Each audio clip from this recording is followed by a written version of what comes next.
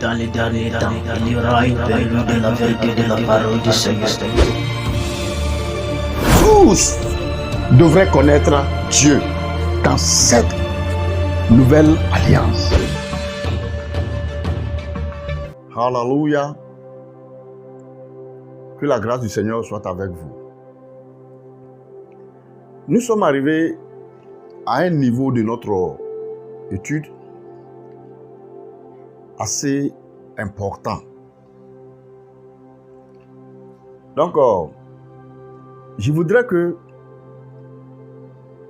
tu fasses attention au message que Dieu veut te transmettre. Donc, ne fais pas trop attention aux erreurs grammaticales.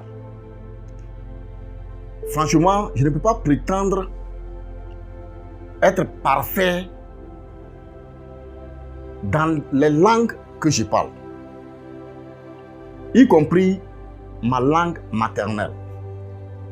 C'est pourquoi tu ne vas pas bénéficier si tu veux payer attention aux erreurs grammaticales.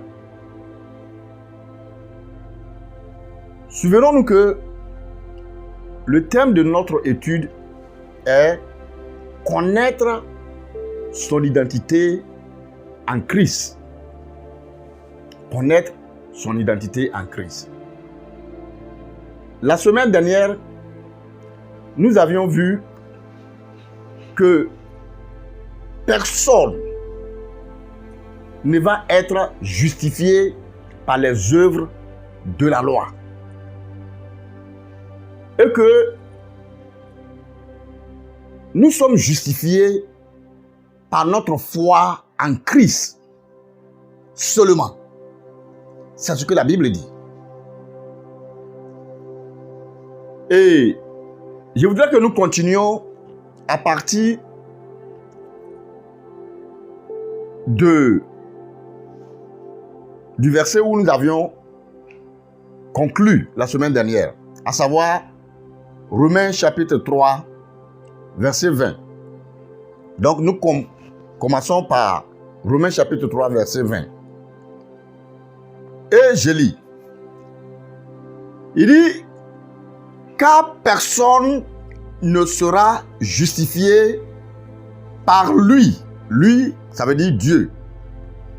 Car personne ne sera justifié devant Dieu par les œuvres de la loi.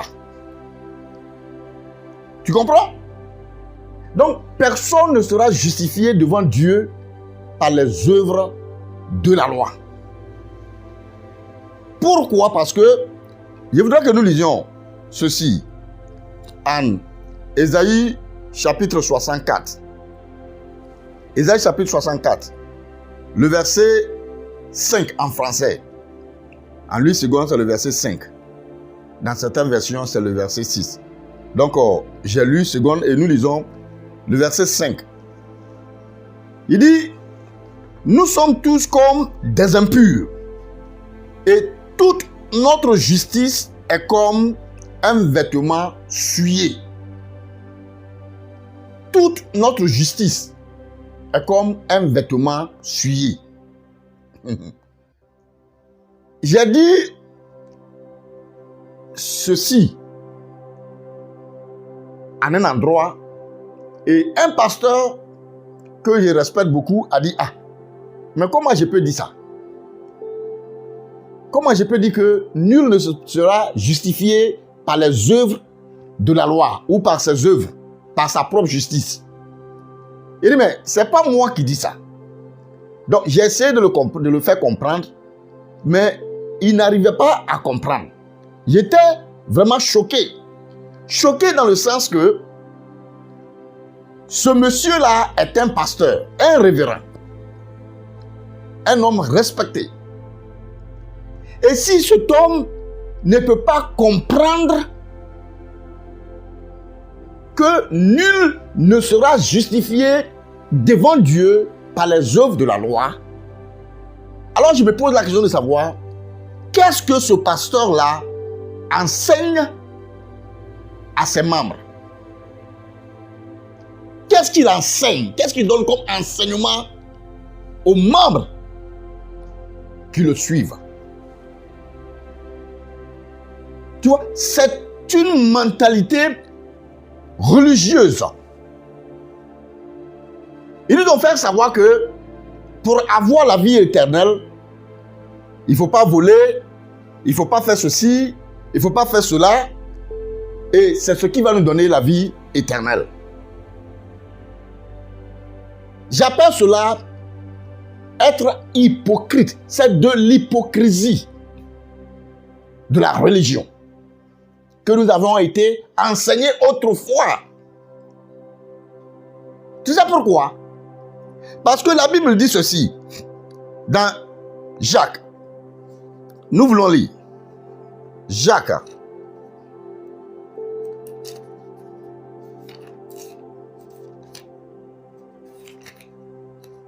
Jacques, chapitre 2. Nous lisons le verset 10 et le verset 11. Écoute ceci. Il dit, car quiconque observe toute la loi,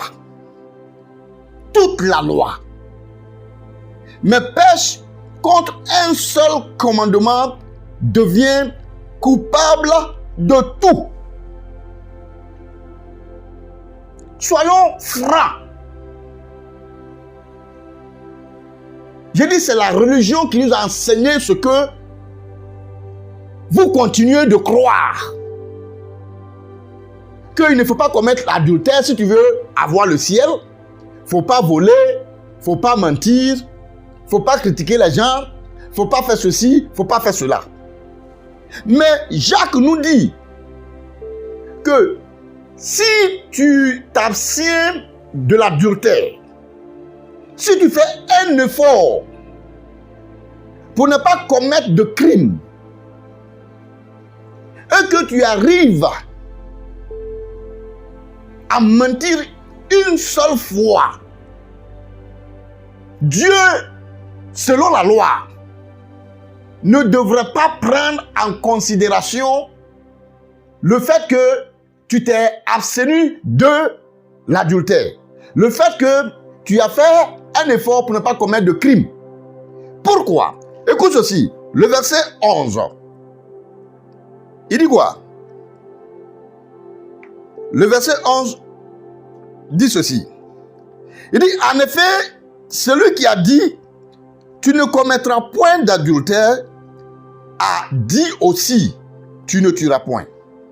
Or, si tu ne commets point d'adultère, mais que tu commettes un meurtre, tu deviens transgresseur de la loi. Est-ce que ça est dans ta Bible? Est-ce que ça se trouve dans ta Bible?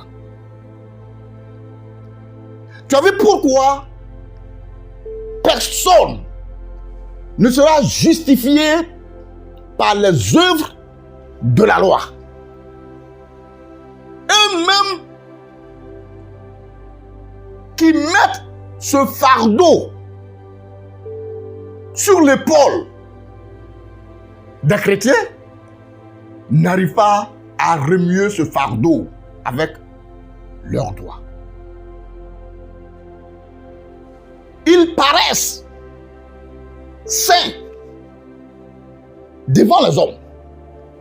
Mais au fond, les mêmes problèmes que tu es en train de combattre, les mêmes difficultés spirituelles que tu es en train de lutter avec, eux aussi ont leurs problèmes. Quelquefois, exactement les mêmes problèmes que tu luttes contre. Mais ils ne vont pas te dire la vérité. C'est de l'hypocrisie. C'est ce que j'appelle l'hypocrisie de la religion. Lisons quelque chose. Actes chapitre 10. Le verset 1 jusqu'au verset 8. Actes chapitre 10, verset 1 jusqu'au verset 8. C'est l'histoire de Corneille. Voici ce qu'il est écrit. Il y avait à Césarée un homme nommé Corneille, de la cohorte dite italienne. Écoute ceci. Cet homme était pieux et craignait Dieu avec toute sa maison. Il faisait beaucoup de normes au peuple et priait Dieu continuellement. J'espère que c'est dans ta Bible. Il dit, cet homme-là était pieux devant les hommes. Il craignait Dieu. Et il faisait beaucoup de normes au peuple. Et il priait continuellement. Il faisait même ce que tu ne fais pas aujourd'hui. C'est ça, le caractère de Corneille. On pourrait l'appeler chrétien. Un chrétien spirituel, si tu veux, aujourd'hui. C'est ainsi qu'on a l'appelé, s'il vivait à notre temps. Mais écoute ceci. Le verset 3. Il dit, vers la 9e heure du jour, il, c'est-à-dire Corneille, vit clairement dans une vision un ange de Dieu qui entra chez lui et qui lui dit, Corneille. Les regards fixés sur lui et saisi d'effroi, il répondit, qu'est-ce, Seigneur? Et l'ange lui dit, tes prières et tes aumônes sont montées devant Dieu et il s'en est souvenu. Il n'a pas dit que tes prières et tes aumônes sont montées devant Dieu et il te donne le salut ou la vie éternelle. Dieu se souvient. Oh, oh, oh, oh. Hallelujah. Quelqu'un me posait la question de savoir, mais est-ce à dire qu'on ne doit plus faire de bien? Non. Ce n'est pas ce que j'ai dit. Avec le temps, tu comprendras exactement ce que j'ai dit. Tu vois? Donc, c'est bien sa crainte de Dieu, ces aumônes qu'il faisait, ne lui ont pas offert la vie éternelle. Cela ne lui a pas procuré la vie éternelle. Maintenant, la Bible dit que Dieu s'est seulement souvenu de tout ce qu'il avait fait. Et verset 5 dit, envoie maintenant des hommes à Jopé et fais venir Simon, surnommé Pierre. Il est logé chez un certain Simon Corroyeur dans la maison qui est près de la mer. Tu comprends ça? Pourquoi Dieu demande à Corneille d'envoyer des gens pour aller chercher Pierre? Parce qu'il n'avait pas encore la vie éternelle. Il ne connaissait pas encore la voie du salut. Il était religieux comme tu es aujourd'hui. Il pensait qu'à ne pas commettre d'adultère, en priant, en jeûnant, en faisant le bien, il pourrait avoir la vie éternelle. Mais non. Nul ne sera justifié devant Dieu par les œuvres de la loi. Nul ne sera justifié devant Dieu par la pratique des commandements.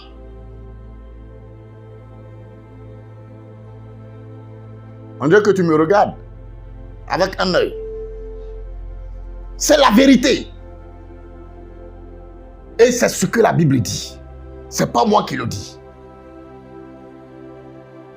Si nous ne savions pas cela autrefois, au temps de la religion, aujourd'hui, Dieu veut que tu saches que tu ne seras pas justifié devant lui par les œuvres de la loi.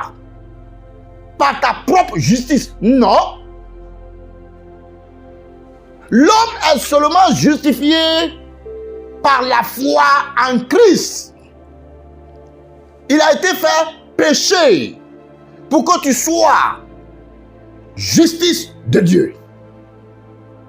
Pour que tu sois juste devant Dieu. C'est ça ton identité.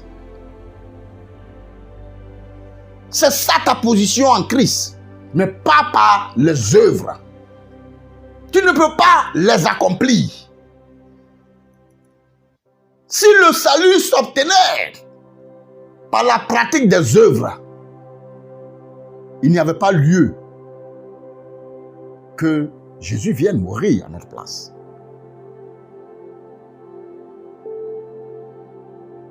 Donc Dieu envoie maintenant Corneille pour aller chercher Pierre, pour qu'il vienne lui annoncer la voie du salut. Tu pourras lire la suite de l'histoire et tu comprendras mieux. Quand Pierre vint chez Corneille, il lui présente la voie du salut. Et alors, Corneille accepte Christ comme son seul sauveur. Comme celui qui est mort à sa place. Comme celui qui est mort pour ses péchés. Afin qu'il soit justifié devant le Seigneur. C'est pourquoi je te dis, pas moi, mais la Bible, dire que le seul moyen d'être sauvé, d'être justifié devant Dieu, c'est en croyant au Christ, en croyant au Seigneur Jésus. C'est ce que la Bible dit. Et cet homme-là, dont je parlais, ce pasteur-là, me pose la question de savoir, je ne sais pas si c'est une question, au fait, mais son problème c'est que, si vraiment l'homme est justifié seulement en croyant au Seigneur Jésus, pourquoi donc la Bible parle du jugement dernier? Ou alors, je ne crois pas au jugement dernier. Et je lui ai dit que, je n'ai pas dit que je ne crois pas au jugement dernier. Mais si tu penses que l'homme doit attendre au dernier jour pour pouvoir savoir si il est sauvé ou pas, ça veut dire que tu n'as pas encore compris l'évangile. Tu vois, quand on lit la Bible, la religion a créé l'impression que au dernier jour, comme Matthieu le dit, on va se présenter devant le Seigneur, il va séparer les brebis d'avec le bouc. Et c'est ça le dernier jugement. Ou alors, il va avoir un livre ouvert. Et le Seigneur va nous appeler chacun, un à un, pour nous juger. C'est ce qu'on pense. Si tu as fait le bien, alors tu vas au ciel. Si tu as fait le mal, tu vas en enfer. Il dit, si tu n'as pas cru au Seigneur Jésus, tu es déjà dans l'enfer. Si tu crois au Seigneur Jésus, tu es déjà dans le ciel. Souviens-toi que Matthieu ne nous a pas dit que Dieu appelait les hommes un à un. C'était tous deux groupes ou deux catégories de personnes. Les brebis et les boucs. Il y a deux catégories de personnes. Il n'y a pas un troisième groupe. Donc, ou tu vas à la droite du Seigneur en tant que brebis, ou tu vas à la gauche du Seigneur en tant que bouc. Le jugement est déjà passé. Non, lisons ceci. Jean chapitre 3, verset 18. Jean chapitre 3, le verset 18.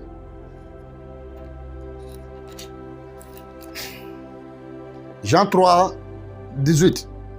Il dit, celui qui croit en lui, Jésus, celui qui croit en Jésus n'est point jugé. Est-ce que ça est dans ta Bible? Celui qui croit en Jésus n'est point jugé. Mais celui qui ne croit pas est déjà jugé. Le mot déjà, c'est le français, non?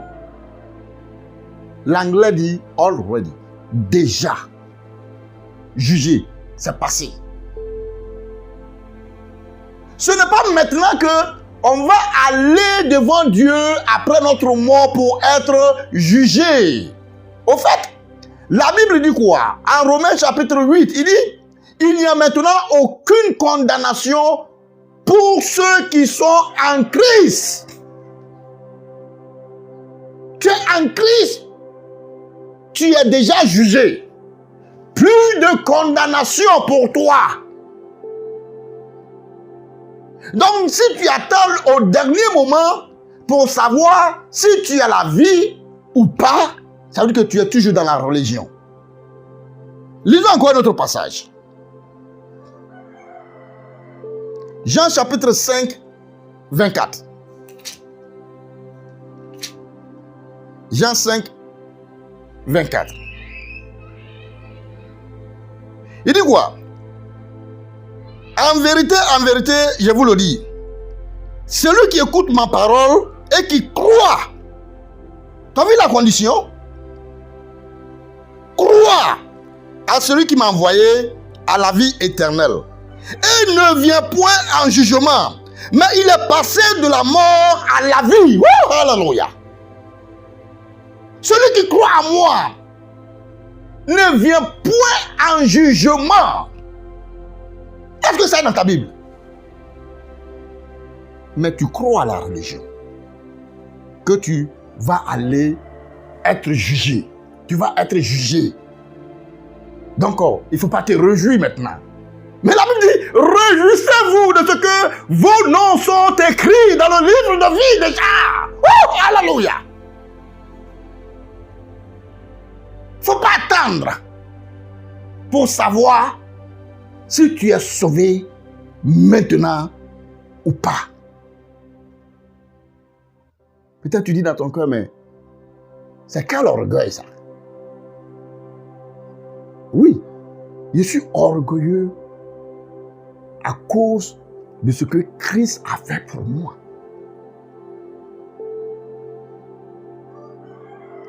S'il s'agissait de moi, je ne serais pas digne, malgré mes œuvres, malgré mes bonnes œuvres, parce que Dieu les aurait vues comme étant comme un vêtement souillé. Mais Christ a été fait péché pour que je sois en lui la justice de Dieu. C'est ça ce que tu dois comprendre. Ce n'est pas moi, mais lui. Alléluia. Donc la condition, c'est de croire en Christ pour être passé de la mort à la vie.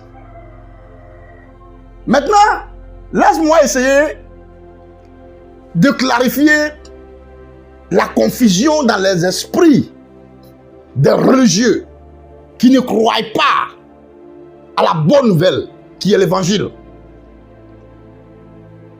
en ce qui concerne le jugement. Il faut savoir que selon la Bible, aucun enfant de Dieu ne sera jugé pour être condamné. Parce que les enfants de Dieu ont été déjà justifiés en Christ.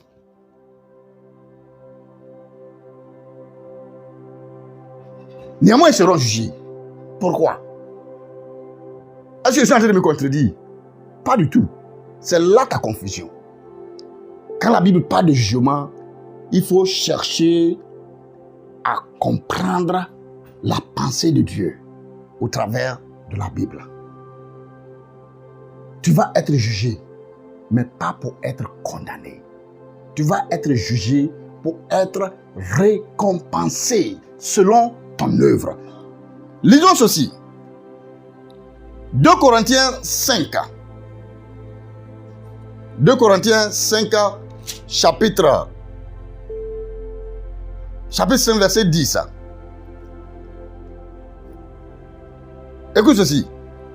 Il dit, car il nous faut tous, il faut bien noter ça, car il nous faut tous comparaître devant le tribunal de Christ, afin que chacun reçoive selon le bien ou le mal qu'il aura fait étant dans son corps. Tu vois pourquoi nous devons tous comparaître devant le tribunal de Christ pour être jugés? Pas pour être jugés, pour être condamnés, mais pour être jugés, pour être récompensés. Tu comprends maintenant qu'il n'y a pas de contradiction. La Bible ne se contradit pas. Il n'y a plus de condamnation pour ceux qui sont en Christ. Ils sont passés de la mort à la vie. Ils ne seront pas jugés à ce qui concerne la vie éternelle.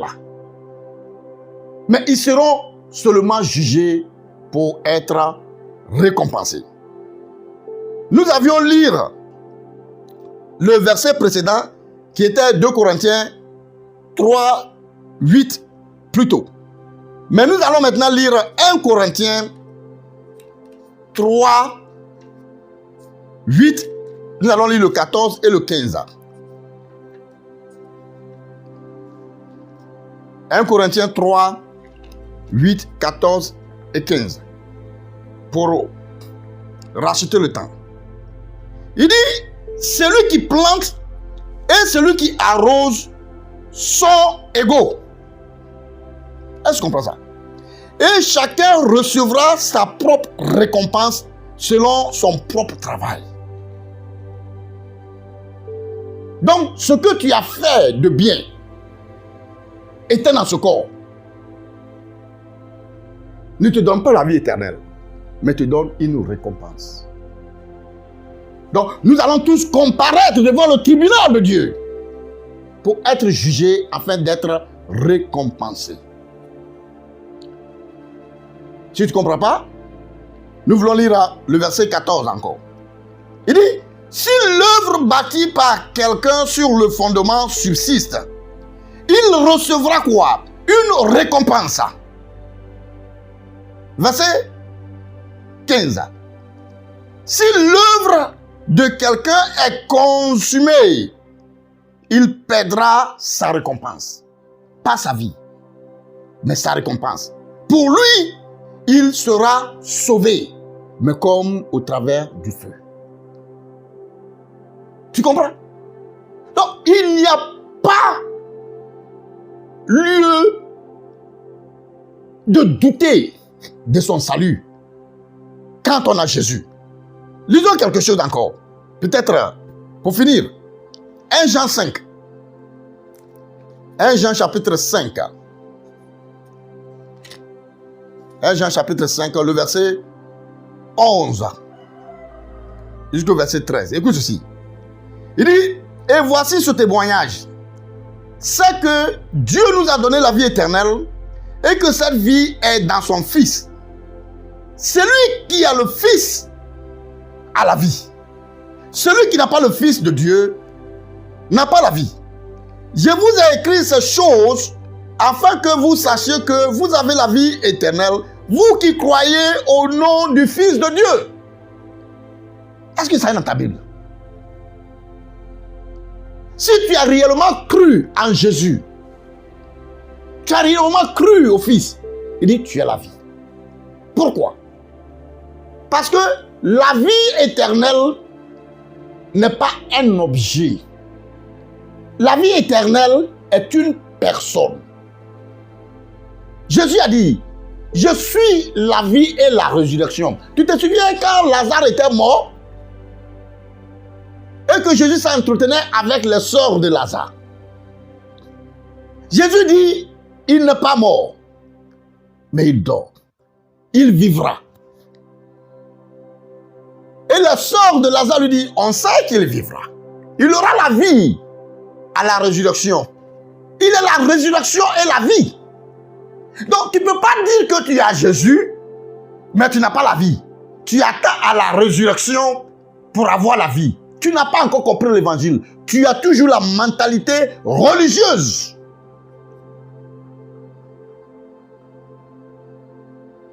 l'évangile. C'est ça. La seule condition, c'est de croire en Jésus, à l'œuvre rédemptrice accomplie par Jésus. Et en croyant en Jésus, tu peux te rassurer que tu as la vie. Parce que Jésus, c'est la vie. Peut-être que tu te poses la question de savoir, est-ce à dire que on peut vivre n'importe comment?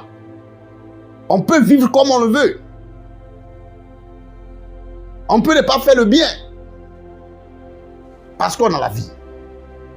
Je te donne 2 versets pour que tu médites là-dessus.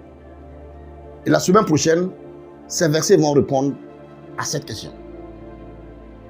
J'espère que, avant que nous nous retrouvions la semaine prochaine, tu aurais déjà la réponse à la question que tu poses. D'abord, Romains chapitre 6, versets 1 à 4.